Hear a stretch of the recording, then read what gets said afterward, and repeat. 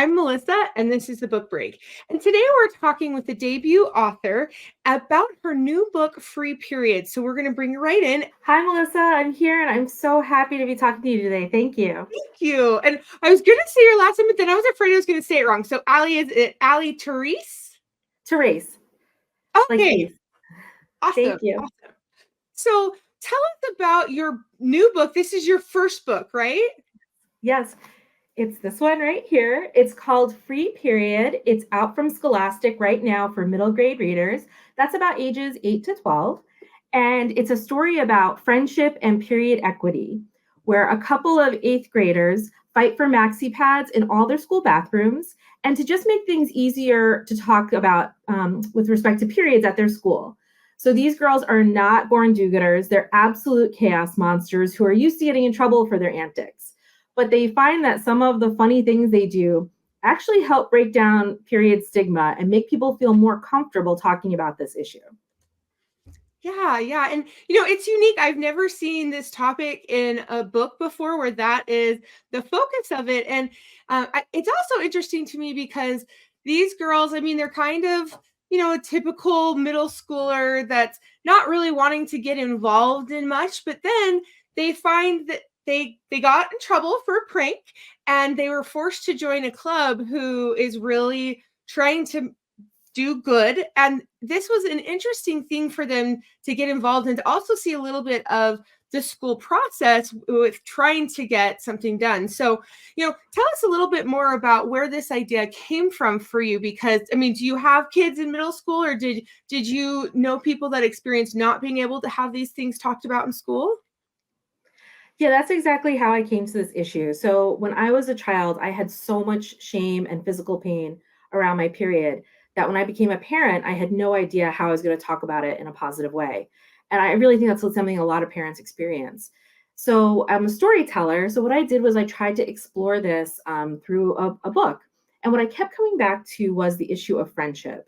It was really laughing and talking with my friends that got me through these issues in middle school.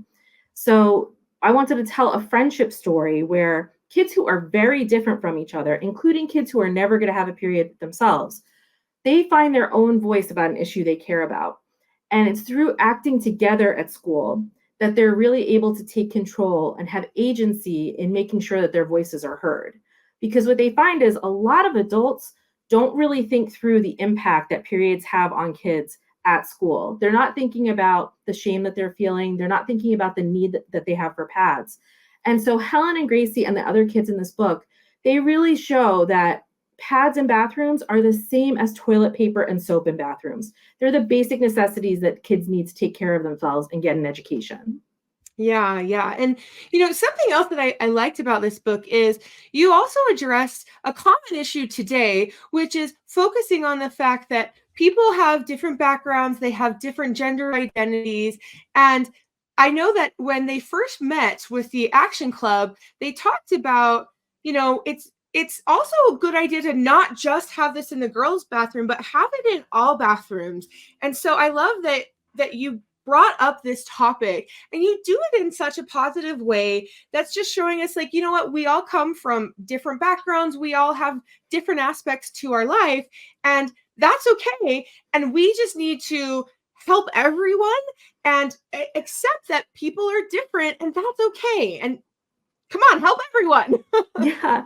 Yeah, because if we think about, we're at school, the whole purpose there is being a student. So we don't want a single student to miss class because they don't have the pad they need. And really the simplest way to think about this is you can't sit in class and learn if you're bleeding all over yourself. And what I tried to make clear in the book, because I think kids really feel this acutely, is that we're all harmed if we have kids who are missing class because they don't have pads, or they're shrinking into themselves because they're embarrassed about this issue. And I really think that if we include everyone in the fight, whether they're ever going to have a period or not, whatever bathroom they use, kids have a lot of empathy and they want to make sure that everyone at school is taken care of. So the solution is put the pads in the bathrooms, just the same way that we have toilet paper and soap in the bathrooms. Yeah. So what age group do you think this book would be for? It's categorized as a middle grade book, which goes from ages 8 to 12. 8 is, can span second to third grade. You can see it's a full size, middle grade novel. So probably you have to decide for yourself whether it's for a third grader or not. Probably depends on what their reading level is, but definitely fourth grade and up. And something that's been surprising is that Scholastic has done an amazing job of getting the message out on this book, and they've sent me all over the country to talk about it. But one of the surprising things I found is that some people think that the issue of periods is something we don't talk about until high school, when in reality, it's an issue for lots of elementary school students, especially in places where elementary school goes through fifth grade. A lot of kids are already going to have their period before they get to middle school. So we want them to have positive, fun, empowering stories about periods before they get their first period, or at the very minimum, when they get their first period. If this isn't something we can wait to talk about until they're teenagers. Yeah, I agree. Well, this has been great chatting with you, Allie. Thank you so much for being here with us, and thank you to our viewers. We'll see you next time. Thank you. Bye.